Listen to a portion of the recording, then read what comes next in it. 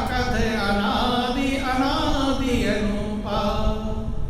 कहते हैं अगुण सगुण द्वि ब्रह्म, परमात्मा के दो स्वरूप हैं, साकार और निराकार, लेकिन दोनों अकथ हैं।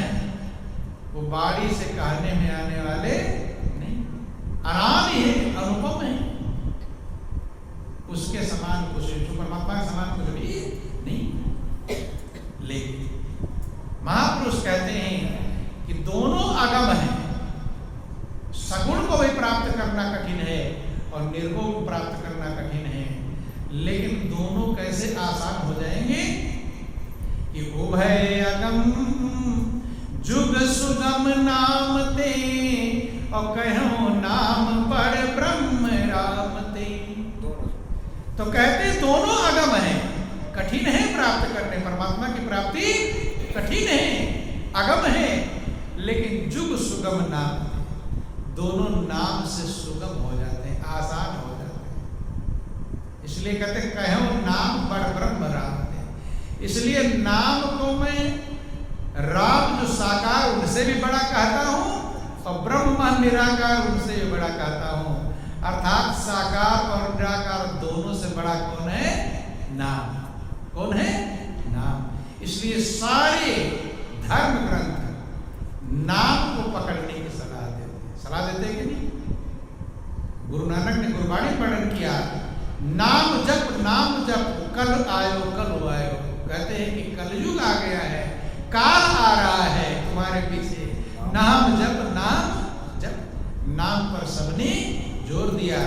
और रामचरितमानस में तो कहा दिया कि कलयुग केवल नाम आधारा, और सुमिर सुमिर नर उतरहि पारा।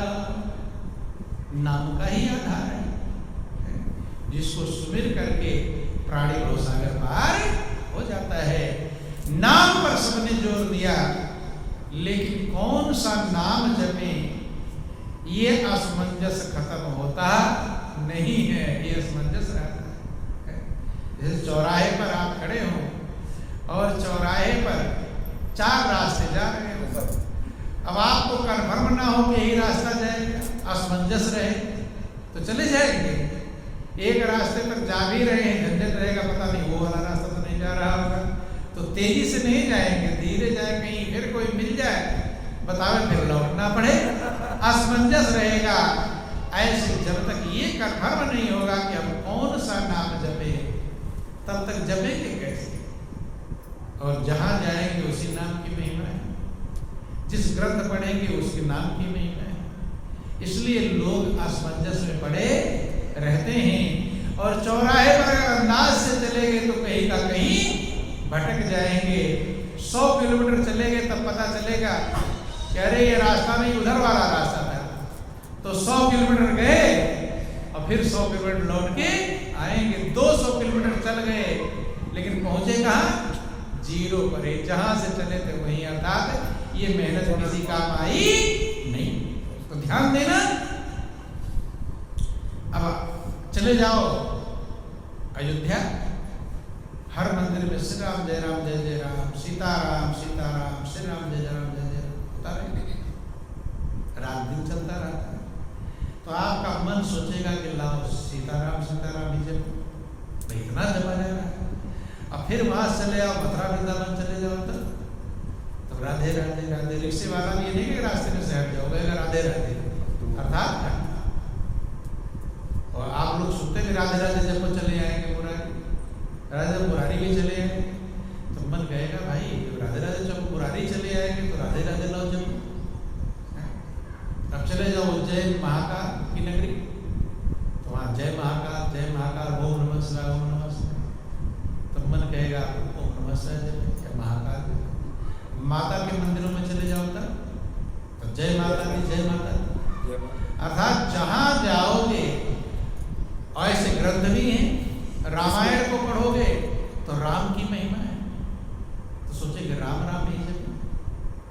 और भागवत पढ़ लोगे तो भगवान कृष्ण कृष्णम वंदे जगत गुरु, तब सोचेंगे अब कृष्ण है।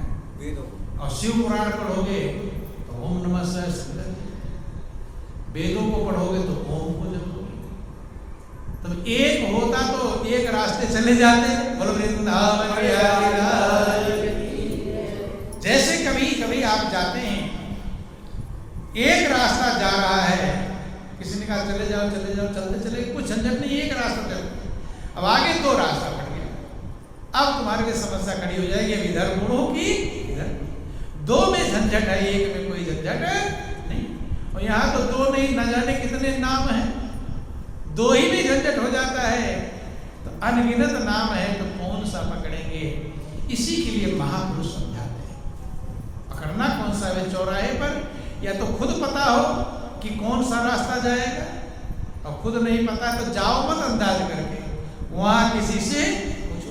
कभी कभी आप रास्ते में कोई नहीं पता, खड़े रह जाते हैं, रुक जाते हैं कि भाई रुक जाओ, कोई आवे मिले तो बतावे। उल्टा जाने से अच्छा खड़े रहना, 10 किलोमीटर जाना सुनाना, उससे अच्छा 0 पर ही खड़े रहो, मेहनत तो ना करो कम से कम। अर्थात नहीं जानते तो खड़े रहो, इंतजार करो, पूछो। महापुरुष समझाते हैं। रामचरितमानस ज्यादा पढ़ने वाले लोग, रामचरितमानस समझा रहा है क्या नाम जपना चाहिए, समझाता तो है लेकिन लोग समझ पाते नहीं। वो कहता है कि साकार और निराकार के बीच में नाम साक्षी है, दोनों का ज्ञान कराने वाला है। कि अगुण सगुण बीच नाम सुसाखी, औभय प्रबोधक चतुर दुभाषी। साकार दोनों को पकड़ा देगा वो, एक के झंझट में। और ध्यान देना, अगर साक एक के चक्कर में पड़ोगे तो अधूरे रहेंगे, दोनों की जरूरत है, एक से काम चलने वाला नहीं। जैसे एक सिक्का होता है ना, सिक्का 2 पहलू होते हैं उसके, इधर भी और उधर भी। इधर वाला घिसा रहेगा तो सिक्का नहीं चलेगा, और दूसरे साइड वाला घिसा रहेगा तो सिक्का नहीं चलेगा। ध्यान देना, बोलो वृंदावन बिहारी लाल। सिक्का दोनों तरफ से सही होगा तभी तो चलेगा, ऐसे दोनों की जरूरत है। खाली सगुण से काम नहीं चलेगा और खाली निर्गुण से काम नहीं चलेगा, अधूरा, दोनों अधूरे। दोनों चाहिए और दोनों है एक, खाली समझने का है एक। तो कहते हैं कि अगुण सगुण बीच नाम सुसाखी, साक्षी है, गवाह है, गवाह माने प्रमाण देने वाला। उभय प्रबोधक चतुर दुभाषी, दोनों को ज्ञान कराने वाला है। कैसे? जैसे एक अंग्रेजी भाषा जानता हो और एक हिंदी जानता हो, अब दोनों की बातचीत हो जाएगी। वो इंग्लिश में कुछ बोलेगा, वो नहीं समझ में आएगा, हिंदी में बोलेगा, कुछ नहीं समझ। कैसे नहीं समझ? कहानी आपको समझा दे। एक अंग्रेज गया चाय की दुकान पर, तुम अंग्रेज तो अंग्रेज, तो बोला कि 2 कप टी। क्या बोला? 2 कप टी। तो देहाती जो चाय बना रहा था वो क्या कह रहा है कि तू कपटी, मुझे कपटी कह रहा है। वो कह रहा तू कपटी, तेरा बाप कपटी, मैं क्यों कपटी? बोलो वृंदावन बिहारी लाल। तो भाषा ना जानने का यही अंतर होता है। तो एक अंग्रेजी जानता है, एक हिंदी जानता है, लेकिन दोनों की बात कैसे होगी? जब ऐसा कोई मिल जाए जो अंग्रेजी भी जानता हो और हिंदी भी जानता हो। ऐसे सगुण की भाषा अलग है और निर्गुण की भाषा अलग है। इसलिए सगुण वाले निर्गुण से भेद करते हैं, निर्गुण वाले सगुण से भेद करते हैं, लेकिन नाम दोनों का गवाह है, दोनों को प्रमाणित करता है। अगुण सगुण बीच नाम सुसाखी, उभय प्रबोधक चतुर दुभाषी। दुभाषिया है, दोनों की भाषा जानता है। उसके इंग्लिश को ट्रांसलेट करके हिंदी में बताएगा, उसके हिंदी को ट्रांसलेट करके इंग्लिश में बताएगा, और दोनों का मेल व्यवहार मोहब्बत हो जाएगा। और मोहब्बत ही सबसे बड़ी चीज है, प्रेम सबसे बड़ी चीज है। तो साकार निराकार के बीच में नाम साक्षी है। इसलिए आपको इन दोनों के चक्कर में नहीं पड़ना है। इसके चक्कर में पड़ोगे तो वो छूटेगा, उसके चक्कर में पड़ोगे तो वो छूटेगा। इसलिए एक के चक्कर में पड़ो, दोनों को पकड़ कर ले आप। नहीं समझ, ऐसा समझ लेना, जैसे 2 लोगों का झगड़ा हो जाए गांव में, तो आप किसे ढूंढते हो कि जिसकी बात दोनों माने? ढूंढते कि नहीं ढूंढते? भाई वो आदमी है, तो उसकी बात ये भी मान लेगा, ये भी मान लेगा, ढूंढते हैं। तो ऐसे साकार निराकार में जो झंझट होता है, उन दोनों किसकी बात मानते हैं? नाम की बात मानते हैं। इसलिए कहा आगुण सगुण विच नाम सुसाखी, अब उभय प्रबोधक चतुर दुभाषी। और इसीलिए नाम को साकार से बड़ा कहा गया और निराकार से भी बड़ा, कि ब्रह्म राम ते नाम पर वरदायक वरदान, और रामचरित सतकोटि मां लिय महेश जिय जान। दोनों से बड़ा क्यों है? कि दोनों को पकड़ कर ले आता है, साकार को ही पकड़ कर ले आता है और निराकार को ही पकड़ कर ले। भाई इसकी बात दोनों माने, वो बड़ा है कि नहीं? ब्रह्म माने निराकार और राम माने साकार। कैसे बड़ा है? तो उसका बहुत लंबा चौड़ा व्याख्या किया इसका रामचरितमानस में। वो कहते हैं कि जब समुद्र के उस पार जाना था तो राम ने बहुत सारे सेना इकट्ठा किया, बंदर भालुओं की, और कितना मेहनत किया पुल बनाने में। राम भालु कभी कटक बटोरा, और सेतु हेतु श्रम कीन ना थोरा। कम परिश्रम, कितने बड़े बड़े बोल्डर ला रहे हैं, डाल रहे हैं, ला रहे हैं, डाल रहे हैं। और नाम, कि नाम लेत भव सिंधु सुखाई, और करो विचार सुजन मन माई। नाम लेते ही भवसागर सूख जाता है, पार नहीं करना है। एक नदी खूब भयंकर बह रही है, उसको तैर कर पार करना कितना कठिन है? कठिन है कि नहीं? बड़े बड़े तैराक हैं, हरिद्वार में कभी गए होंगे, तो तेज धार बहती है, तो डुबकी में लगा जंजीर पकड़ के ना डुबकी लगाते हैं, तो तैरने वाला कैसे तैरेगा पार करना? लेकिन वही नदी अगर सूख जाए तब कोई झंझट उस पार जाने में। सब जगह टहलते फिरते घूमते जैसे जाते हो वैसे नदी में चले जाओगे। तो जो भवसागर कहते, भवसागर पार करना बहुत कठिन है। क्या है भवसागर? को यही जिंदगी का लक्ष्य है? जो न तरे भवसागर न समाज उसमें, भवसागर ही पार करना है। और पार तब करना पड़ेगा जब पानी रहेगा, हैं? और पानी सूख जाए फिर टहलते घूमते चले जाए, फिर कोई झंझट है? तो जो भवसागर इतना बड़ा कठिन है, और वही भवसागर नाम लेते ही सूख जाता है। क्या होता है? ये नहीं आज लेंगे और कल सूखेगा, ध्यान देना। नाम लेते ही सूख जाता है, अर्थात नाम वो है जिसके लेते ही भवसागर सूख जाए। ये पहचान नाम की बताएगी। अब कितने दिनों से नाम लेंगे? भवसागर सूखा है, अभी उसमें डूब उतरा रहे हैं। बोलो वृंदावनी प्रेम से सुखदेव महाराज की। और ये भी नहीं कहा कि नाम लेते लेते 1.25 लाख बार, बहुत बार कहता 1.25 लाख हम जप करते हैं, इतना जप करते हैं। यहाँ तो नाम ले लाख की दूसरे की जरूरत ही नहीं, नाम लिया कि वो सूखा। अब सूख ही गया, अब और क्या जरूरत पड़ेगी? अब जरूरत नहीं। और आप पढ़ते हैं कि जासु नाम सुमिरत एक बारा, अवतरहि नर भव सिंधु अपारा। कितनी बार? एक बार, 10 बार 20 बार भी नहीं कहा। यहाँ का 1.25 लाख जप करो, इतना 1000 जप करो, इतना मंत्र का जप करो, और झंझट में डाल देते हैं, इतनी माला फेरो कहते हैं। और रामायण क्या कह रहा है? एक बार, माला की जरूरत ही नहीं है, एक बार जासु नाम सुमिरत एक बार। इसलिए महापुरुष ने कहा कि माला फेर चुक गया, फिरा न मन का फेर, और कर का मन का डाल दे, फेंक दे उसे। बहुत दिन हो गया माला फिरी, लेकिन मन फिरा नहीं। मन का फेर, जो मन की माला है उसे बस ध्यान देना। क्योंकि माला जब हम फेरते हैं तो हमारा मन वहां नहीं रहता। हाथ तो अंगुलियां फिर गई, माला पूरी चक्कर घूम गई, लेकिन मन बाजार में नाच रहा था, वो तो वहां फिरा ही नहीं, है? कि कर में तो माला फिरे और जीभ फिरे मुख माई, और मनवा तो दसो दिशा फिरे, या तो सुमिरन ना। ये सुमिरन ही नहीं है। और वो कह रहा जास नाम सुमिरन एक बार तो सुमिरन करो। वो विशेषता है, वो गहराई की बातें हैं। ऊपर ऊपर तैरने से काम चलने वाला नहीं है।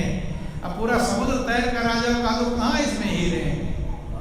गहराई में कि उत्तरा सागर में जो उसे मोती मिले, उत्तरा सागर में जो उसे मोती मिले, खोज की जिसने तेरी तुझे पा गया, खोज की जिसने तेरी तुझे पा गया, झूठे दिल वालों को तो मिले ना सका, झूठे दिल वालों को तो मिले ना सका, भीलनी का उसे भोलापन भाग गया, भीलनी का उसे भोलापन भाग गया, उत्तरा सागर में जो उसे मोती मिले, उत्तरा सागर में जो उसे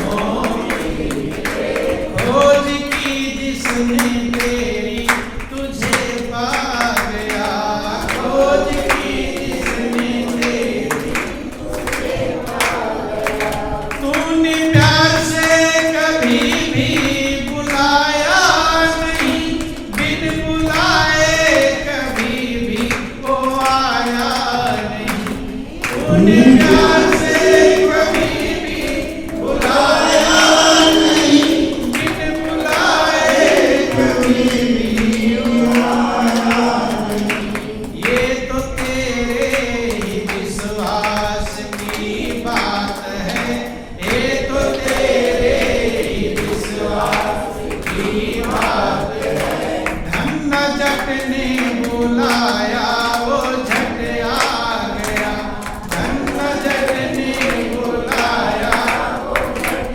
आ गया। बंधु, जिसने बुलाया है तो भगवान आने में कभी देर करते नहीं, ये उनका नियम है। जिसने जहां बुलाया वो तो जूते चप्पल भी नहीं पहनते, नंगे पैर दौड़ते हैं, और आप कैसे बुलाते हो? जूते पहन कर भी नहीं है? द्रौपदी ने बुलाया नंगे पैर है, क्योंकि उनको अपने नाम की चिंता रहती कि नामी को रहती है चिंता, नाम ना हो बदनाम। और द्रौपदी ने उसे बुलाया, छठ आए भगवान, हरि से बड़ा हरि का नाम। एक सेकंड की देर कर दी होते तो सारी लाज चली जाती। देर करती, देर नहीं करते। गड़बड़ी कहाँ है? आने में गड़बड़ी है या बुलाने में? किसमें गड़बड़ी है? देखो ध्यान देना, गौर करके कमी समझिए मेरे अंदर क्या कमी है। जब आप भगवान का नाम बुलाते हैं तो कभी इंतजार करते हैं कि आए कि नहीं है? बुलाते तो हैं लेकिन इंतजार करते हैं कि आए कि नहीं। बच्चे को बाहर से आवाज लगाओगे और नहीं है तो देखोगे आया कि नहीं है, तो फिर बुलाओगे, फिर फटकार भी लगाओगे, फटकार लगाते हैं क्योंकि उसको इंतजार करते हैं। भगवान को जब नाम बुलाते हैं तो कभी देखते हैं आए कि नहीं। तुम्हें कुछ मतलब नहीं आने वाले से, तुम्हें तो खाली बुलाना बुलाना। बोलो वृंदावन बिहारी लाल की जय। बंधु, हो सकता है एक बार आए हो, दो बार आए हो, देख रहे से कुछ देख ही नहीं रहा, आना है कि नहीं कोई मतलब ही नहीं, खाली मूर्ख बना रहा है बुला बुला करके, और फिर आना बंद कर दिया है। अरे बुलाओ तो देखो भी, इंतजार भी तो करो आए कि नहीं है। जिन लोगों ने बुलाया वो इंतजार किया। द्रौपदी का एक पल भारी हो रहा था, क्यों नहीं आ रहे हैं। गजग्राह की लड़ाई थी, उसने बुलाया था, एकदम इंतजार कर रहा था। लेकिन यहाँ भगवान का नाम बुलाने वाले इंतजार करते हैं, उनको कुछ मतलब आओ चाहे ना आओ, आकर घूम जाओ, उससे हरदम कोई मतलब। तो किसी को बुलाओ, अभी ऐसा समझ लेना, दुनिया में किसी को अपने घर बुलाओ, अब वो आ गया, कुछ बोलो ना देखो ना सुनो, तो कैसा अच्छा लगेगा उसे? सोचे मैं तो बुला दिया, मैं घर गया, उसे बोला ही नहीं कुछ, नहीं से खुश होगा? तो भगवान को बुलाते हो देखते नहीं तो खुश होगी, नाराज, और नाराज कर रहे हैं। इसलिए गुरु वृंदावन बिहारी लाल, जिसने बुलाया प्रभु ने कभी देर नहीं, लेकिन गहराई का बुलाना है, चाह कर बुलाना है, जरूरत हो तब तो बुलाना है। यहाँ कुछ जरूरत नहीं, बिना मतलब के बुला रहे हैं, बिना मतलब किसी को बुला लो, मुझे क्या कोई काम तो नहीं है, फिर क्या झंझट होगी? जिनको जरूरत थी उन्होंने बुलाया, और परमात्मा को कभी देर नहीं, चूकते नहीं, प्रभु कभी चूकते नहीं, हम चूक जाए तो कहते हैं कि नाम जो है जिसके लेते ही भवसागर सूख जाता है। राम को समुद्र को पार करने में बहुत मेहनत करना पड़ा, राम भाग अब कटक बटोरा, सेत हेत कृत श्रम की न थोरा, और नाम लेत भव सिंधु सुखाई, पार करने की जरूरत ही नहीं है, पुल बनाने की जरूरत नहीं है, सूख ही जाएगा, चले जाओ पैदल घूमते हो, सूख जाता है। ये नाम की विशेषता है। वो नाम सामान्य नहीं है, ऊपर टहलता फिरता नहीं, वो गहराई भी मिलेगा, ऊपर मिलने वाला नहीं। इसीलिए कहते हैं कि ब्रह्म राम ने नाम पर वरदायक वरदान, नाम जो है वरदान देने वालों को वरदान देता है। जितने लोगों को आज तक आपने सुना होगा कि ये वरदान देने वाले, इन्होंने वो वरदान दिया, उन्होंने वरदान दिया, सुने हैं? तो उनको वरदान कौन देता है? नाम देता है। वरदायक वरदान, वरदान देने वालों को वरदान देता है नाम। अर्थात जिन लोगों ने भी वरदान देने की क्षमता पाई, जो भी वरदान देने वाले लोग हुए, वो क्षमता कहां से पाए? नाम से पाए। सोच लो कितनी बड़ी कीमती चीज। शंकर भी वरदान देते हैं, तो वो कहां से, वो वरदान कहां से पाए? नाम से। ब्रह्मा विष्णु शंकर देवी दुर्गा लक्ष्मी पर नारद मोहन कबीर, जितने भी लोग हुए वरदान देने वाले, वो कहां से वरदान पाते हैं? नाम से पाते हैं। इसलिए भगवान शंकर के लिए जिक्र आया है कि भगवान शंकर निरंतर नाम का स्मरण करते हैं कि संतत जपत शंभु अविनाशी, और शिव भगवान ज्ञान गुण राशि। संतत में निरंतर स्मरण करते हैं भगवान शंकर, जो गुण और ज्ञान के भंडार हैं। वे भी नाम का स्मरण कर रहे हैं, किस लिए? ताकि हमें क्षमता मिले तो मैं वरदान दे सकूं। उनको वरदान कौन देगा? नाम देगा। हनुमान जी भी निरंतर स्मरण करते हैं, आप लोग पढ़ते हैं हनुमान चालीसा में कि नासै रोग हरै सब पीरा, और जपत निरंतर हनुमत वीरा। हनुमान जी निरंतर स्मरण करते हैं। अब किसी नाम का निरंतर स्मरण कर सकते हैं? सारे काम धंधे छोड़कर बैठ जाओ, निरंतर स्मरण कर सकते हैं। निरंतर जिसमें अंतर ना हो,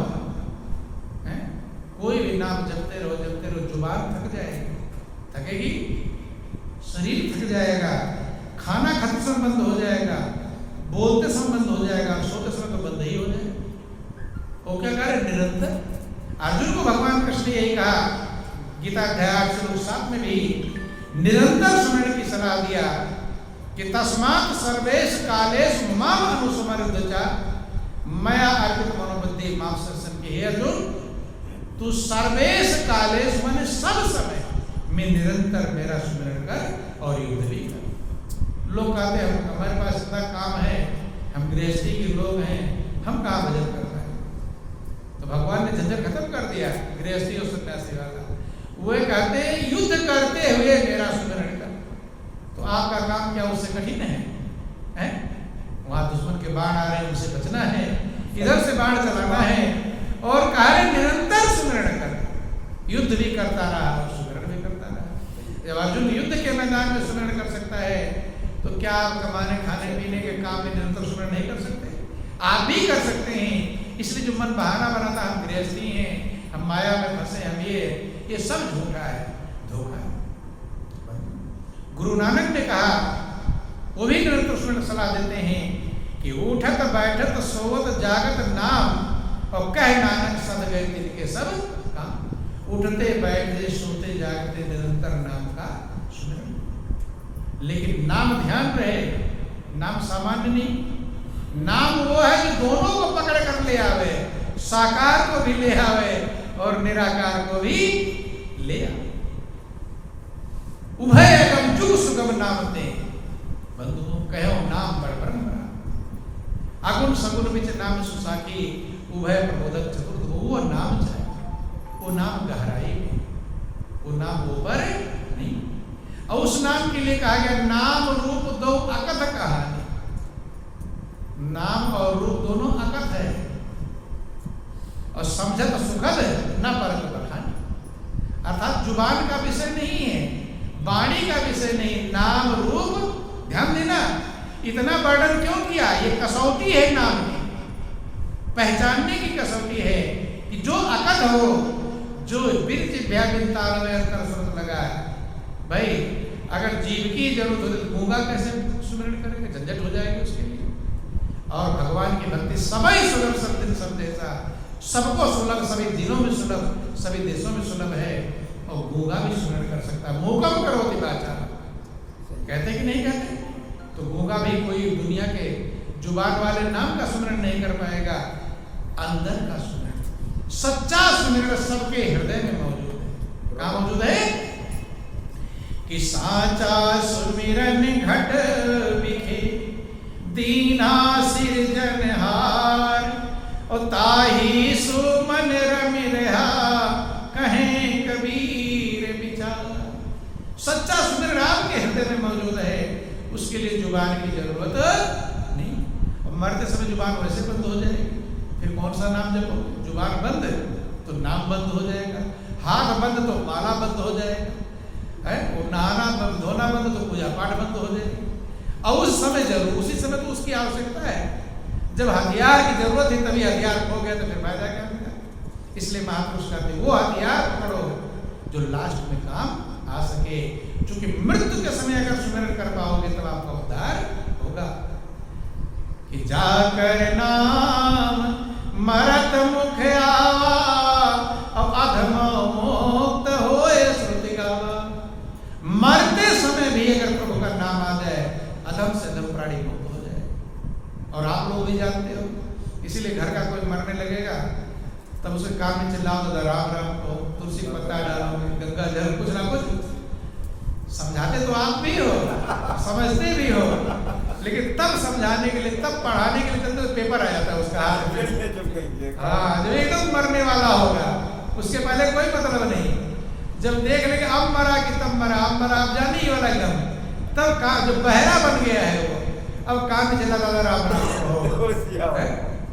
भाई अगर पेपर विद्यार्थी का हाथ में आ जाए तब पढ़ाने चलो, अब क्या पढ़ेगा, अब क्या लिखेगा? तो सब समझते सब है, लेकिन संत महापुरुष पहले समझाते हैं और दुनिया वाले मरने पर समझाते हैं, यही अंतर रहता है? संत महापुरुष पहले साल भर कहते हैं पढ़ लो तब पेपर लिख पाओगे, और दुनिया वाले कहते हैं अभी क्या पढ़ना, अभी खाओ पियो मौज उड़ाओ, जब मरने के समय जाके नाम ले लेना। अगर इतना आसान होता तो जन्म जन्म मन जतन कराई, अंतराम कही आवत नहीं। जन्म जन्म जतन करते हैं, लेकिन सद्गुरु की कृपा से वही आसान हो जाता है। क्या होता है? आसान। कैसे आसान हो जाता है? कि जैसे भयंकर नदी बह रही हो, उसको पार करना बहुत कठिन है, आदमी नहीं पार कर पाता है, तो चींटी चाहे पार करना बहुत ही कठिन है। लेकिन उसी पर राजा पुल बनवा दे। क्या बनवा दे? पुल। अब चींटी को झंझट है, रोज जैसे घूमती रहती है, पुल से पार हो जाएगी, ऐसे नाम पुल है। कि अति अपार जे सरित बर, जो नृप से तू कराई, और चढ़ी पिपीली को परम लघु, बिन श्रम पार ही गम।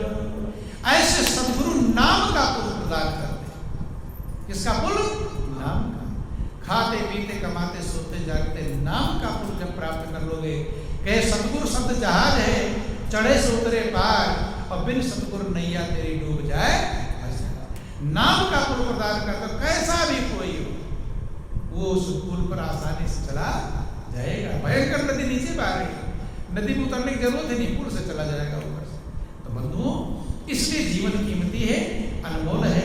सदगुरु ही उस नाम का ज्ञान आपके हृदय में, बाहर नहीं, वो किताबों में लिखा नहीं। किताबों में अगर होता तो सब पढ़कर पास हो गए होते। महापुरुष कहते वेद हमारा भेद है, हम वेदन में ना है। वेद तो हमारा भेद है, वो इशारा कर रहा है। जैसे बोर्ड लगा होता है कि जिला चिकित्सालय, जिला चिकित्सालय, अब आपको इलाज कराने जाना है और बोर्ड पर लगा जिला चिकित्सालय। अब सोचो मैं जिला चिकित्सालय जाना, तो आ तो गया, लिखा जिला चिकित्सालय, अब बैठ जाओ भाई, इलाज हो जाएगा। बोर्ड पे इलाज होने वाला, वो जो तीर इशारा कर रहा है, तीर जिधर बता रहा है, तीर लगा होता ना एरो, वो एरो जिधर इशारा कर रही है उधर अगर जाओगे तब हॉस्पिटल मिलेगा और तब इलाज होगा।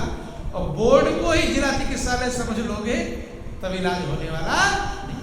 ऐसे ग्रंथ बोर्ड है, ये जहां इशारा कर रहे हैं आप वहां जाओगे तब आप मंजिल पाओगे। और खाली इन्हीं को समझ गए कि यही जिला चिकित्सालय है, यही से काम चल जाएगा, इससे काम चलने वाला नहीं।